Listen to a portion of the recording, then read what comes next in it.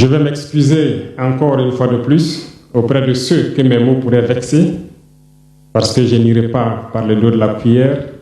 Nous allons nous attaquer encore aux mots qui miment l'Afrique.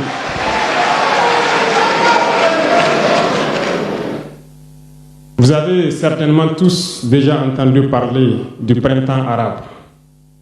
Ce phénomène qui a bouleversé la géopolitique du monde arabe, en commençant par le Maghreb, en Afrique et jusqu'en Asie, qui s'est manifesté avec des conséquences souvent désastreuses, des morts et des divisions par endroits, et des bouleversements politiques sans précédent dans d'autres endroits.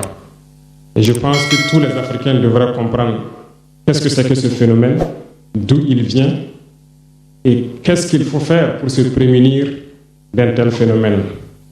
Malheureusement, nous sommes au regret de constater que certains Africains ne se réveillent pas. Et ce que je vais dire n'est que ma pensée à moi, mon analyse, c'est qu'il y a quelque chose qui vient sur l'Afrique de l'Ouest, que j'ai appelé l'hiver noir. L'hiver noir arrive. Il sera un hiver très froid, un hiver sanglant, un hiver meurtrier. Vous allez me poser des questions, pourquoi? Eh bien, en fondant la Confédération de l'AES, nous avons senti ce froid venir. Et tous les jours que Dieu fait, nous nous évertuons à trouver des troncs d'arbres pour allumer un feu qui va réchauffer le cœur des Africains, un feu qui va réchauffer les mentalités et le sang des Africains pour nous unir autour. Nous nous sommes évertués également à faire la chasse aux loups pour essayer d'utiliser leur peau pour faire des manteaux pour nous protéger du froid de l'hiver. Nous nous sommes évertués à construire des montagnes, de grandes montagnes pour briser le vent de l'hiver qui devrait s'abattre sur nos communautés. Malheureusement, force est de constater que certains Noirs sont là tous les jours à arroser nos troncs d'arbres d'eau fraîche pour qu'ils ne puissent pas brûler. Ils se transforment en loups ou font en sorte que nous, chasseurs de loups, nous ne puissions pas surprendre le loup. Lorsque nous voulons construire nos montagnes, ils brisent les cailloux pour que nous ne puissions pas arriver. Pourtant, l'hiver arrive.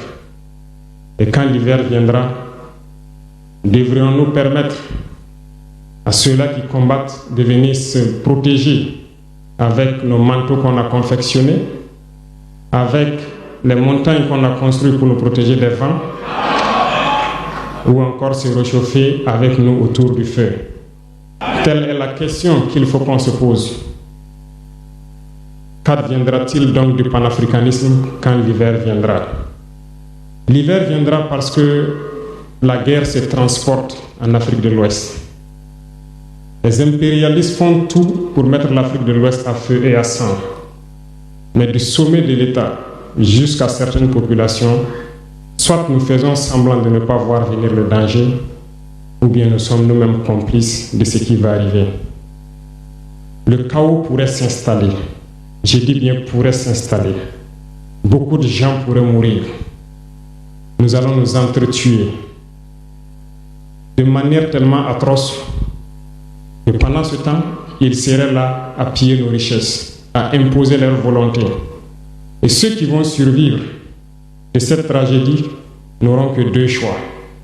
Soit s'unir pour toujours contre l'impérialisme ou se résumer à être des esclaves jusqu'à disparaître. Il faut donc se prémunir de l'hiver noir qui vient. Nous ne pouvons pas comprendre que les Noirs en Afrique de l'Ouest ici prient Dieu que les terroristes tuent des populations noires. Nous ne pouvons pas comprendre que des chefs d'État lâches se cachent derrière des médias, soi-disant médias, pour décourager, insulter, activer la haine entre les populations. Ces individus qui sont sur leur plateau, qui tous les jours du matin au soir crachent leur venin toxique pour attiser la haine entre les communautés, ils sont généralement très vilains avec leur gueule de musaraigne, ils ne savent que faire cela. Regardez-les bien. Ils sont là avec des yeux de drosophiles sauvages. Tous les jours, c'est cracher du venin. Ils cherchent à diviser les communautés. Sur les réseaux sociaux, ils sont là et ils sont nombreux.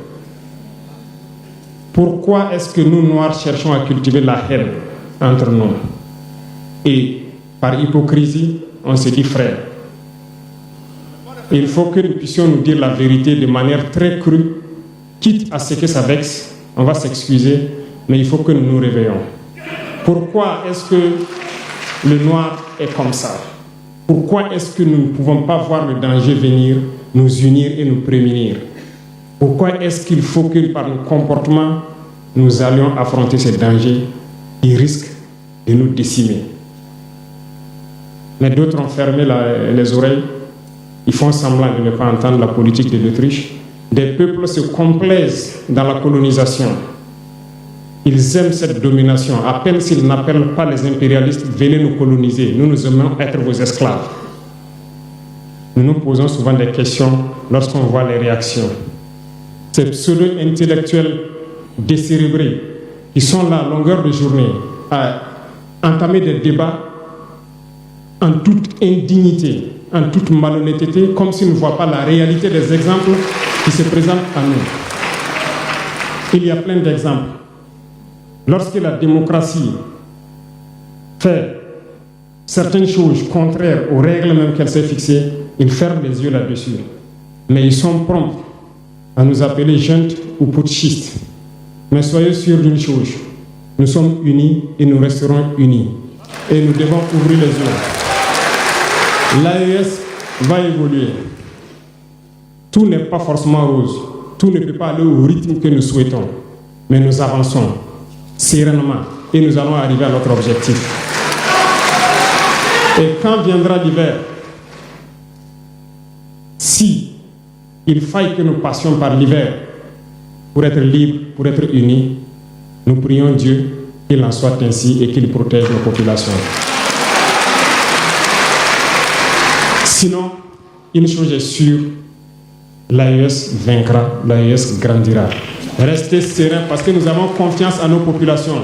Nous avons confiance en vous, que vous compreniez qu'aucune manipulation ne peut aujourd'hui nous diviser entre nous. Aucune manipulation ne peut nous amener à haïr d'autres personnes. Aucune manipulation ne doit nous amener à riposter d'une manière violente, physique, face à ces individus qui n'ont absolument rien compris.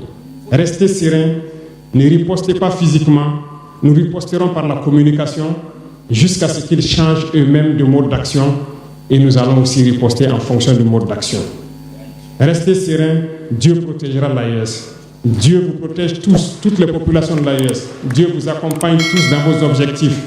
Et Dieu, qui est si juste, se bat pour ceux qui se battent. Nous nous battons. Nous sommes une population résiliente, la plus résiliente de la sous-région. Personne n'aurait cru que vous pouvez supporter ce que vous êtes en train de vivre. Nous allons vaincre le terrorisme, nous allons nous développer et nous allons nous affirmer. Nous allons avoir notre place dans le concert du monde. Que Dieu bénisse l'AES, que Dieu bénisse notre population résiliente et résistante. Que Dieu nous unisse davantage, la patrie ou la mort.